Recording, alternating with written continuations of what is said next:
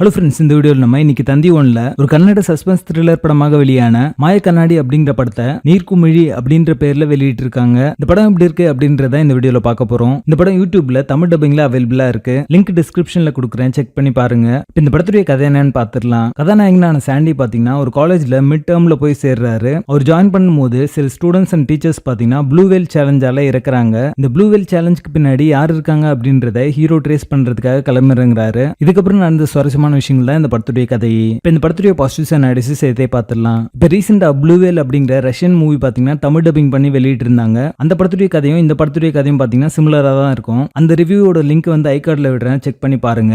Blue whale challenge அப்படிங்கிற விஷயம் பாத்தீங்கன்னா ஒரு ஹாட் டாபிக்கா சில வருஷங்களுக்கு முன்னாடி இருந்துச்சு. நிறைய பேர் பாத்தீங்கன்னா இந்த சேலஞ்ச் அக்செப்ட் பண்ணி உண்மையாவே அந்த சேலஞ்சால நிறைய பேர் இறந்திருப்பாங்க. இந்த படம் அந்த கதைக்களத்தை எடுத்திருந்தாலுமே இந்த படம் ரிலீஸ் ஆகும்போது பாத்தீங்கன்னா இந்த ப்ளூ வேல் சேலஞ்ச் அப்படிங்கிற விஷயத்தையே நம்ம மறந்துருப்போம். அந்த மாதிரியான ஒரு சிச்சுவேஷன் தான் இந்த படம் வந்து ரிலீஸ் ஆயிருக்கும்.